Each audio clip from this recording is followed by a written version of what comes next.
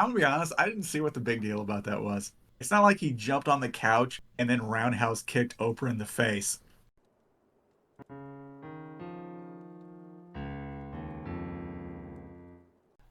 Welcome to Tairimo Boys Podcast. I'm your host, Cody. In second chair, we've got the boy who knows how the Joker got his scars. It's Jeremy. You bet I do. With me in third chair is the boy who just wants to watch the world burn. It's Ryan. But on. Today, we're going to be reviewing one of the greatest movies that ever existed, of all time, of the universe, The Dark Knight. The middle movie of the Dark Knight trilogy. So, starting off, Ryan, where would you rank this movie in your favorites? In my favorite movies or favorite Batman movies? Favorite movies, period. Probably fourth favorite movie. Top five for sure. You can watch some of our other reviews to figure out the other ones. Uh-huh. You can at least figure out three. So, I still remember when this movie came out. Like, it was a cultural phenomena. It wasn't quoted like Austin Powers was, but like this movie just blew you away. And this was back when like superhero movies didn't make $1 billion. Like anytime they threw out some slop. But yeah, this movie made $1 billion back then. Same thing with the sequel, Dark Knight Rises, 1 billion and a little bit of change. So It, Jeremy, what were your first thoughts on the movie? First thoughts, as in first watching it, I thought immediately this is going to be one of my top three favorite movies of my lifetime. Still holds up. What about you, Ryan? I thought it was going to be the top five favorite movies of my lifetime. And what about you, Cody? So I'll get into that in a second, but like I remember the theater, everyone was just blown away by it, and over the years, this has been a movie where I could just keep on running on loop in the background and enjoy it. I'm still blown away by this movie to this day. This is the greatest Batman movie ever made. Easily. I kind of want to talk about my theater experience with this movie. If I remember right, I went opening week. I ended up renting the Batman Begins because I never saw it from Blockbuster. You boys remember Blockbuster? Very, Oh, very fond yeah. memories. Our kids at home, you probably don't remember Blockbuster, but yeah, there used to be a place called Blockbuster, and it was magical. Used to hang out there every Friday. 'Cause I had Every no Friday. friends. Same. You know, they might have survived a few more years if they would have turned into the place into like an arcade video rental type thing. What could have been. Rest in peace, Blockbuster. There's our Blockbuster review for you. Anyways, I went opening weekend because I just saw Batman Begins. I rented from Blockbuster. Went with my mom after we'd watched Kingdom of the Crystal Skull, like, I don't know, it was like a week or two earlier, I think.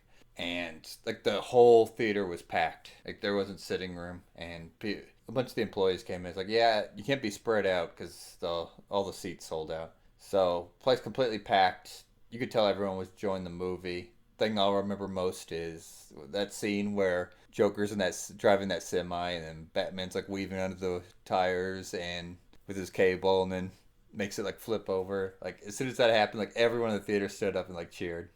Do you remember how your theater experience was, Jeremy? Jaw was on the floor the entire time. What about you, Ryan? Yes, very much so. This was the first midnight showing I ever went to.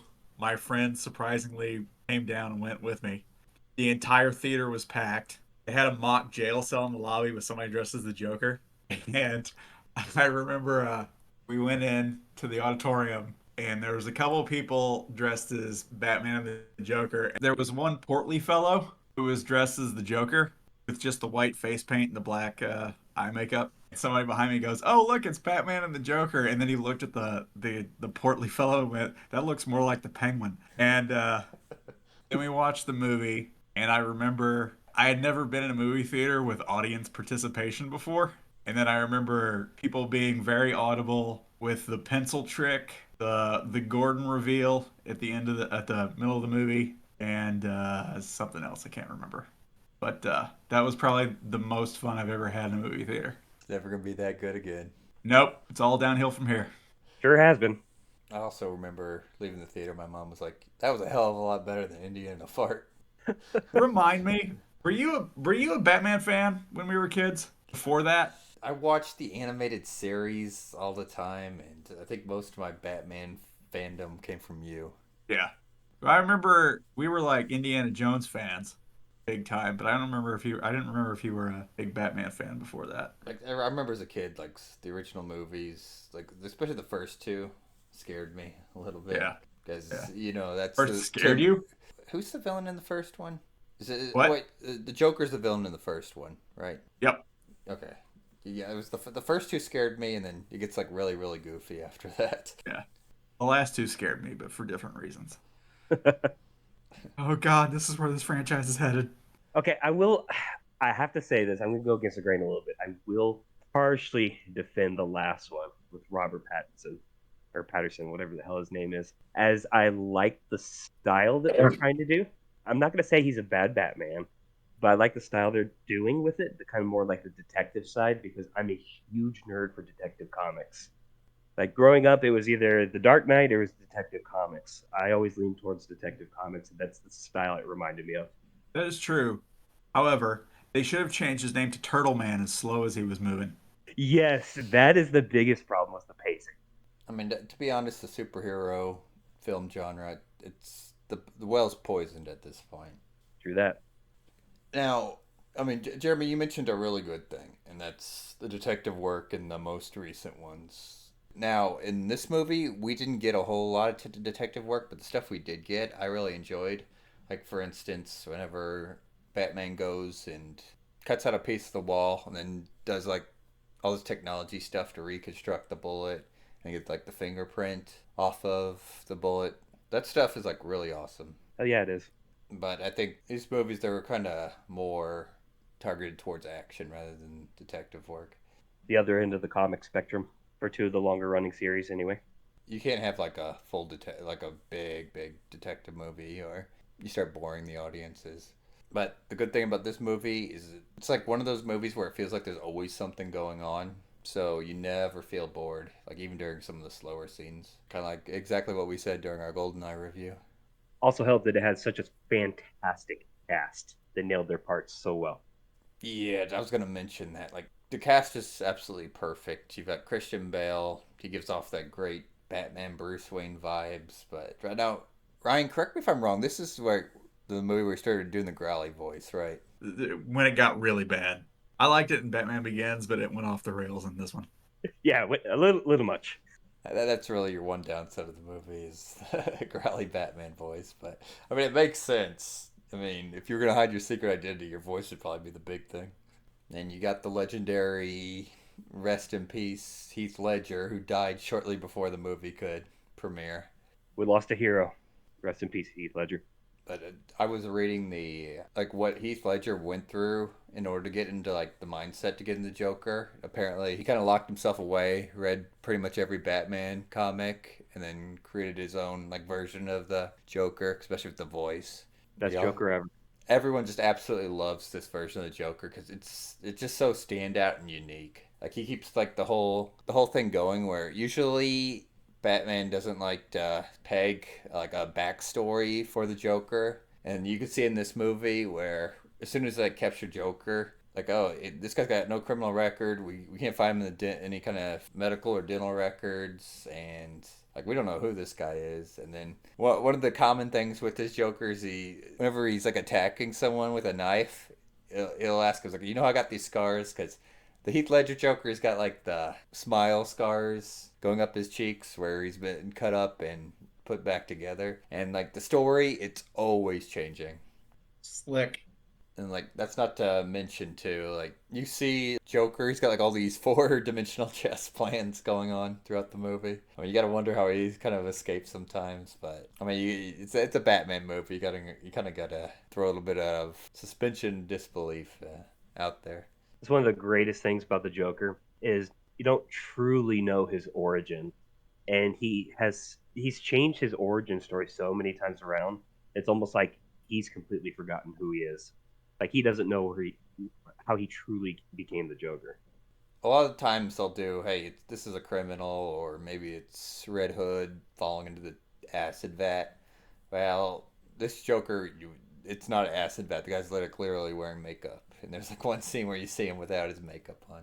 And just throughout the movie, you'll see him like different varying levels of makeup. Like sometimes it'll just be worn off, and other times it'll be fresh. It's like some people have theorized, like, yeah, it kind of seems like he might be like former military, but I mean, you can't really peg that down to anything. At the end of the day, he's just a man who wants to watch the world burn. I don't blame him. Introduce a little anarchy, folks.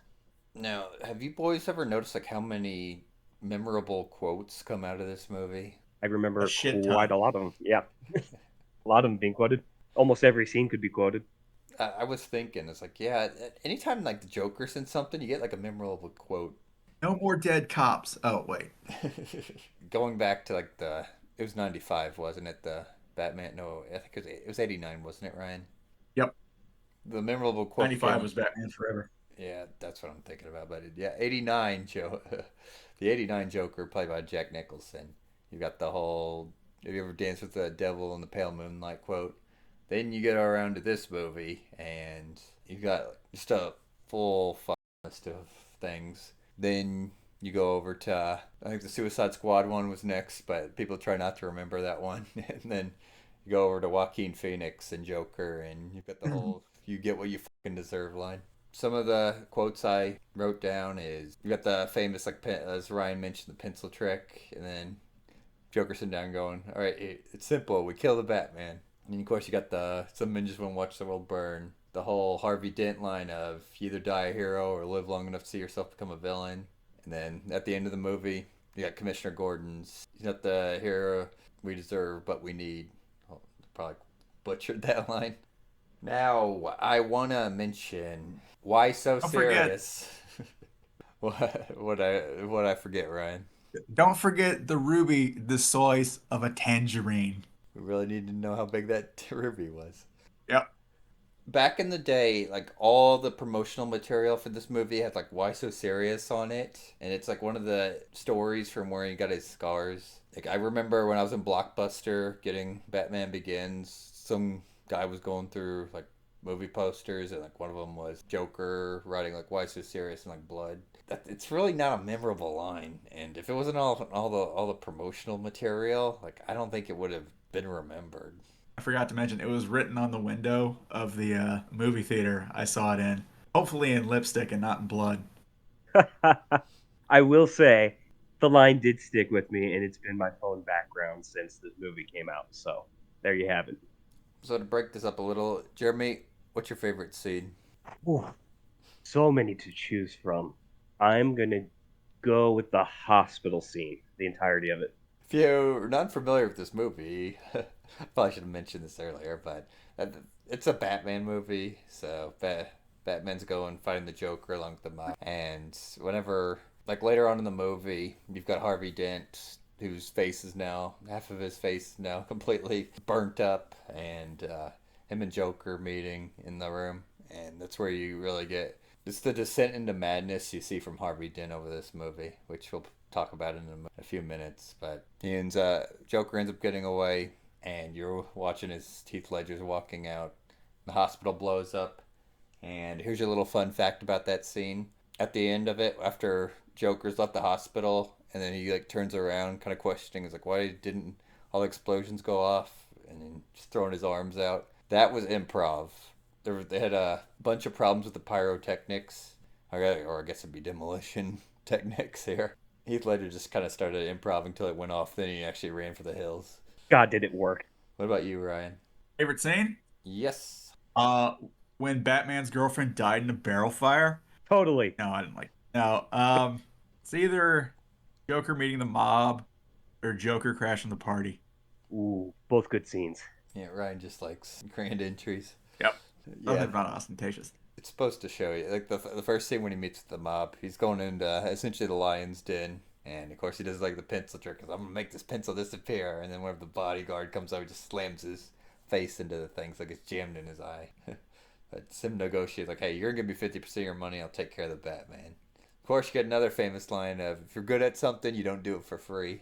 Whenever he's asked, like, "Why haven't you done it yet?" He kind of thought ahead and like, hey, what if these guys just pull pieces on me and shoot me? Because he's got his whole coat just strapped with grenades, and all the pins are on like a dead man switch on his thumb. And of course, the ballroom scene where Harvey, Rachel, and Bruce are all at, and Bruce is trying to raise money for Harvey. And of course, Joker comes in, and that was another scene where Heath Ledger had to improv because the first guy he approaches is supposed to have some lines, but the guy hadn't seen Heath Ledger in makeup, so he was kind of stunned. So Heath Ledger just kept on, he just improved and moved on, and that, of course, that was left in the movie.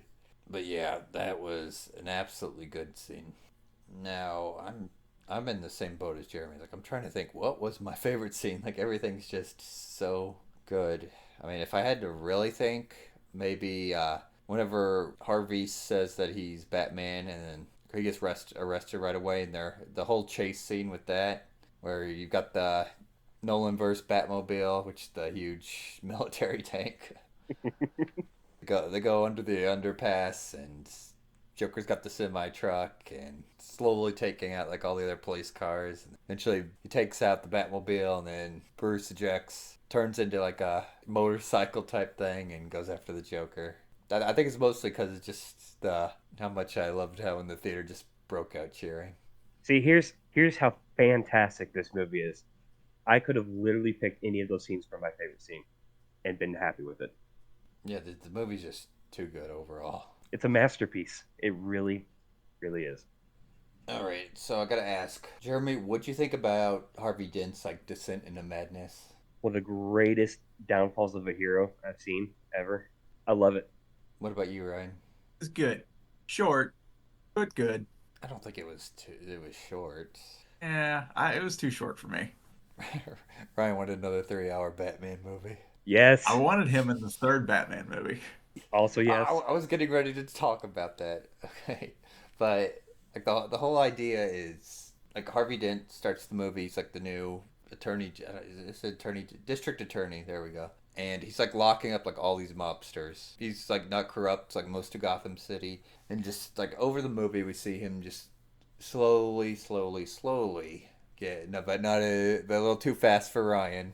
Like just like become the villain. Like at one point in time, the attempted assassination attempt on the mayor. Like he ends up like kidnapping like one of the schizophrenic guys that Joker recruited, and he's got a coin, and of course that's Two Face's gimmick. He's trying to interrogate this guy. He's like, yeah, like why do you have my girlfriend's name written on your uniform? And it's like, how about we blow your brains out? He's just flipping it. It's like heads you live, tails you die, and he's flipping the coin. He's like, hey, let's go again, shall we? Let's go again. And like you find out like later in the movie, like his coin is like has like two heads on it. So the guy was really never in danger. But when Batman stops him during that scene, he's like, "Hey, you're supposed to be a shining beacon for this city, like a white knight as it will. If you fuck up your reputation, then everything you've worked for is going to be all for nothing." You're getting the hint that Bruce he's tired of doing the Batman thing, and if Harvey can sit there and lock these criminals away legally, then he won't have to do it anymore. Of course, he ends up getting kidnapped. Rachel ends up getting killed. Which to add, if you remember in the movie, Batman goes after Rachel and the police go after Harvey, but it ends up being Batman that saves Harvey. What everyone's always said is that there was a cut scene from the movie where Joker like says like after he escapes like, "Oh, I've switched the addresses so they go after the opposite people." So that explains that plot hole if you ever wondered. Anyway, Harvey doesn't leave unwounded, where he gets half his face blown off, and Rachel, who had his coin, one side of it gets completely scarred up, creating the tail side. So throughout the movie, at the end of the movie, he's going around flipping coins to see if the people that fucked him over are gonna live or die. But as Ryan said, we would have liked to have seen him in the third movie. There was just so much speculation for the years following this movie of who's going to be the villain in the next movie, and is Two-Face still alive? Because really, he could have survived the fall at the end, but they decided to kill him, which made a whole lot of not sense. Batman didn't kill him. Gravity did. Exactly. Well, I guess Gravity was feeling very friendly after Batman fell the same distance seconds afterward. Yep. I will say Gravity was also friendly to, what was it, Maroni? When Batman threw him. Yeah. Oh, yeah, I noticed that while rewatching it today. I had to poke fun at it. That's the only thing I saw. I was like, okay, what's going on here? I think that was just a continuality error, where one time like Batman's like interrogating Fuck County and drops him, and you can hear his like legs snap as soon as he hits the ground, and then in a later scene. Like he's walking just fine. And then in the later scene after that, you see him with a cane, although he's not using it. I didn't even notice the cane. That's how easily avoidable that is. Yeah, it's very easily avoidable. Something I noticed. But instead, we got Bane and Talia in the sequel. And here's a little fun fact for you. Me, Jeremy, Ryan, and our old friend Mike all went to see the third movie together. Good times. Mike went with us. Yep. Yep. Shout out to Mike. Shout out to Mike. Like- We're still waiting for you to come to D&D. A decade later. I say he's still on the road to this. Yeah, Ryan. That was the day we decided to do the live streaming thing, and those tapes. Oh yeah. The tapes have never seen the light of day. Yeah. Probably for the best. Probably, huh? That brings me into my next discussion point that I want to talk about.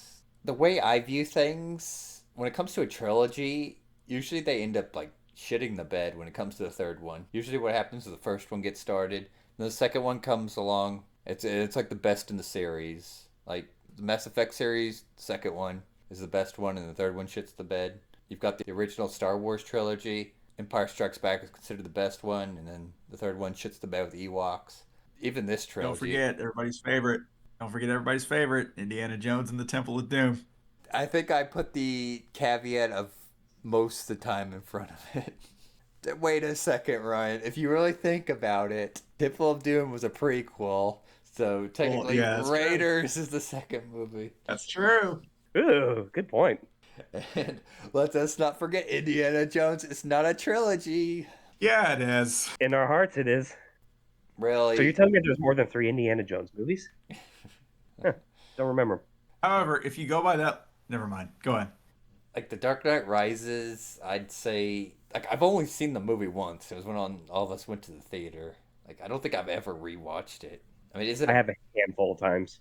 Is it a bad movie? No, but I mean, if I wanted to watch a Batman movie, I'll just watch The Dark Knight. What do you think, Ryan? I liked it. Not as fun as, not as good an experience as The Dark Knight, though. But I enjoyed it for what it was. To be fair, it had a lot to live up to. Yep. Yeah, there was no top in The Dark Knight. All right, Jeremy, I'm passing the topic on to you. Okay, here we go. Gentlemen, favorite Batmobile? Are we including cartoons in this? Yes, we can include the cartoon. I guess it doesn't matter because it'd still probably be the Tim Burton, the Michael Keaton Batmobile. Yeah. Followed that's good. closely by the animated series Batmobile. First one. Cody, Yeah, I'm gonna favorite have to, Batmobile? if I had to have one, like just as a novelty, I'd probably take the animated series one, just how slick it worked. And if you remember when we were watching Mask of Phantasm, the whole backstory of how Bruce chose that for the Batmobile. I'd like to say the one in this movie, but I think owning that is considered. I think it wouldn't be street legal. A war crime. I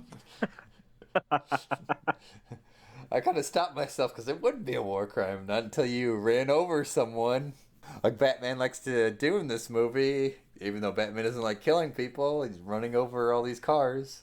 That's all I got. Ryan, passing the topic on to you. All right. You know that scene when the Batmobile gets destroyed and he ejects in the Bat Pod, and it cuts to this scene of 2 kids in a car, and all of a sudden these cars around them explode, and you find out it was from the cannons from the Bat Pod. You think Batman made sure that there was nobody in those cars that he shot with those bat cannons? Probably not. Something else I noticed in that scene is when Batman's like going into like the mall. He's literally spraying like the glass doors with a machine gun. Like, what if someone was standing right Yep. behind those? Yep. And Careless Bat. well, I guess it wouldn't be Batman that killed those people. It would be the bullets that killed those people. Because Who- Batman doesn't kill. Who pulled the trigger, Ryan? I've seen, like, there was a guy on this comic book forum I go to that was a huge hardcore Nolan fan and would never admit that Batman killed people. And he would be like, no. Like, when Harvey fell, he just, Batman, like, nudged him and he, like, tripped because he was like, oh, I have bad balance. And I fell backwards and snapped my own fucking neck. So I like to make fun of that guy as much as I can. That old Bats sure pushes the envelope in this one, doesn't he? Yeah. Doesn't he, like, in the scene when the Joker's in the truck and the Batmobile comes by and rams, what is it, a garbage truck? Yeah, there was a bunch of bad guys. You know what I'm talking about? Yeah. Doesn't like the cab of the garbage truck get crushed If I remember right, it hits like one of those concrete blockers. Yeah. But he's running over people with his like giant Batmobile anyway, so he Yeah. killed people. Are we saying Batman is a war criminal? It's like Captain America. Well, I don't know about a war criminal, but he did break international treaties by taking that guy from Hong Kong. All right, anything else, Ryan? Oh God, there's probably a lot. Is Mr. Reese the Riddler? That was another Is theory for the Scott? third movie. Should have been. I remember discussing that with Ryan back in the day, and Ryan was like, "That's a nobody actor. They're not gonna get him to be the Riddler." It turns out, no, he was not the Riddler. Was Right, this Nick? Killian Murphy's first big role? Do you guys remember him in anything else before this? Before Batman? Yeah. Or was this his Nope. breakout role? That's the first thing I ever saw him in. Batman Begins. Same. All right, and finally, my last topic. This is the most important one. Katie Holmes or Maggie Gyllenhaal? I'm gonna go with Katie. I'm gonna go with Gyllenhaal because Katie Holmes had Tom Cruise's Psycho Wiener in her. Ryan, who are you going with? I'm going to go with Katie Holmes. It would have been more impactful when she got blown to hell in The Dark Knight if it had still been Katie Holmes. Right? But when it happened, I was like, oh, hi, Maggie Gyllenhaal. You're supposed to be invested in the character, Ryan, not the actor. I was invested in the actor. I was also invested in the actor. To be fair, it's because I think Katie Holmes is really hot. Fair point. I can agree with this. But would you jump on a couch right next to Oprah and proclaim that? I wouldn't jump on a couch. I'm gonna be honest, I didn't see what the big deal about that was. It's not like he jumped on the couch and then roundhouse kicked Oprah in the face. Fair point. All right, Jeremy, final thoughts? Top 3 movies of all time for me. It's just not going to be beat. There can never be a better Batman movie. And if you haven't seen it, shame on you. Ryan, final thoughts? It's no Batman and Robin. And thank God it's not. You know, the late great Kevin Smith, who's not actually dead, said that this is the Godfather 2 of comic book movies. And I would agree with that had I actually seen The Godfather 2 or The Godfather Part 1 for that matter. You haven't seen The Godfather? I have not. Foreshadow. I can't tell you what is Godfather 1 and Godfather 2 because whenever I watched the movies, it was like some special HBO version that cut them both together in chronological order. So I don't know which is which. I know I enjoyed that version. Also, apparently, had an extra hour of content. I remember spending the entire Saturday watching that. Or maybe it was Sunday. I don't remember. Godfather with extra horse heads. All right, for my final thoughts, like I said before, this is one of the greatest movies you can ever watch. It's one of the 3 movies that I can just loop on repeat. The other ones being Raiders of the Lost Ark and the original Men in Black movie. If you have Not Freddy Got Fingered. that's like a really fine wine. You've got to watch it and savor it. But if you haven't yet, go definitely see this movie. It's the ultimate pinnacle of Batman. So, Jeremy, speaking of Batman and Robin, on a scale of The Dark Knight to Batman and Robin, where would you rank this movie? I'm going to go with a solid Batman. No, just kidding. Dark Knight. What about you, One notch Ryan? above. You can't go one Batman notch and Robin. above. They call it the Darker Knight. What about you, Ryan? Wait, did you say Batman and Robin and what? It's The Dark Knight to Batman and Robin. Oh, The Dark Knight. All right, everyone. Thank you for listening to another episode of the Tairimo Boys podcast. Don't forget to like, subscribe, leave a comment telling us how much you love Batman. And don't forget to ring that motherfucking bell. Stay tuned for more episodes. And if you don't, I'm going to light up the bat signal.